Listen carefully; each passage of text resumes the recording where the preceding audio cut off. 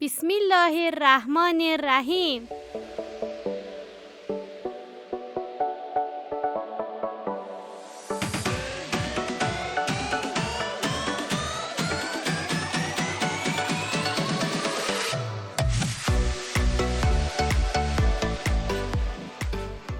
السلام علیکم دوستان خوبم.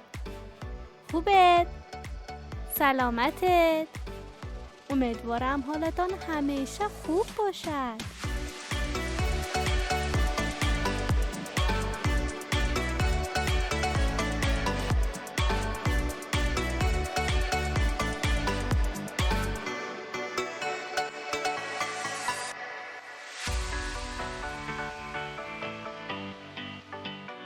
فرزانه هستم و امروز در برنامه پرواز اندیشه درباره پینگوین ها میخوایم صحبت کنیم.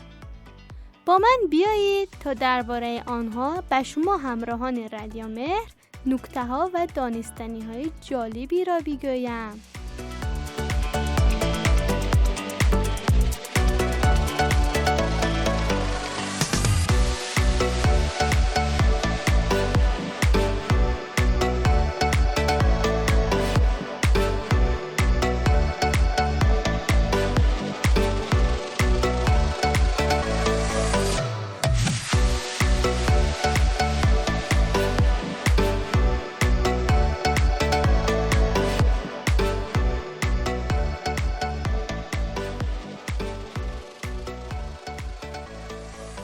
پینگوین ها در مکان‌های سرد زندگی می‌کنند و بیشتری آنها در نیمکره جنوبی زمین زندگی می‌کنند. این حیوانات زیبا و دوست داشتنی رفتار و زندگی شگفت‌انگیزی دارند. پینگوین ها با انسان ها روابط عاطفی خوبی برقرار می‌کنند و مناسبت‌های خوبی دارند. پینگوین ها پرندگانی هستند که نمی‌توانند پرواز کنند اما خیلی خوب شنا می‌کنند و بیشتری زندگیشان را در دریا می‌گذرانند. دوستان خوبم، می‌دانستید پینگوین ها برای هضم کردن غذاهایشان سنگ‌های کوچک را به عنوان غذا قورت می‌دهند. دانشمندها به این نتیجه رسیدند که سنگ‌ها ممکن است به آسیاب کردن و هضم غذاهایشان کمک کنند. همچنین ممکن است این سنگ‌ها به اندازه کافی وزن اضافه کنند تا به آنها کمک کنند در قعر دریا روند. یک نکته جالب دیگر دوستان، پینگوین ها دندان ندارند و به جای آن از نوک یا همان منقارشان استفاده می کنند تا طعمه را گیرند و نگه دارند. آنها تیغ‌های روی سقف منقار خود دارند تا به آنها کمک کنند طعمه را نگه دارد و همچنین تیغ‌های روی زبانشان دارند. پینگوین ها غذایشان را در دریا پیدا می کنند، یعنی آنها گوشت خورند و بیشتر ماهی، خرچنگ و میگوها را می خورند.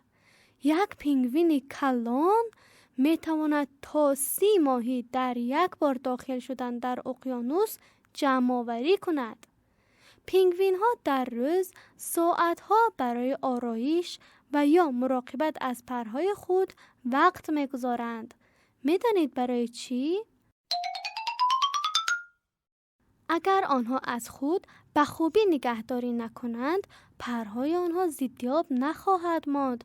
حتی برای اینکه از پرهایشان بیشتر محافظت کنند، روغن روی پرهای خود پخش میکنند. آنها برای اینکه بتوانند در گروه‌های بزرگ جوجه‌هایشان را پیدا کنند، صداهای گوناگونی دارند. می‌دانستید که پینگوین ها هم برای خود امپراتور دارند؟ از میان تمام پینگوین ها و گونه های پرندگان، پینگوین امپراتور در سردترین شرایط زندگی می کند. آنها می توانند تا 10 و یا 15 دقیقه زیر آب بمانند بدون اینکه نفس کشند. آنها اصلا نمیتوانند در زیر آب تنفس کنند و بیشتر زندگی خود را در دریا میگذرانند. اما برای اینکه تخم گذاری کنند باید به زمین برگردند.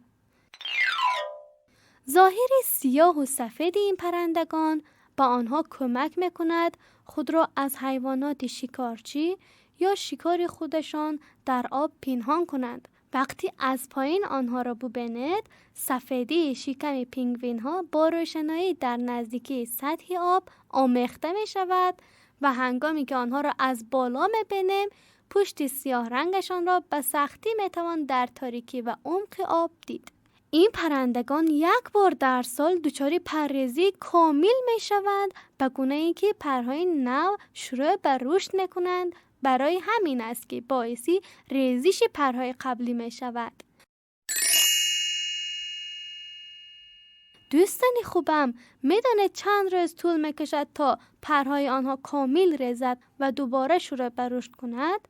ریزش پرهای پینگوین ها 14 تا 21 روز طول می کشد. به همین دلیل از شنا کردن و صید ماهی ناتوان می شوند. این پرندگان قبل از شروع پرریزی غذای زیادی می خورند و با این کار غذای خود را در این دوره جبران می کنند. در واقع آنها از وزن اضافه خود به عنوان یک منبع انرژی استفاده می کنند.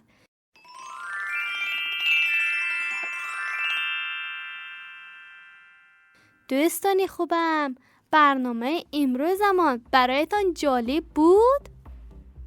امیدوارم لذت برده باشید.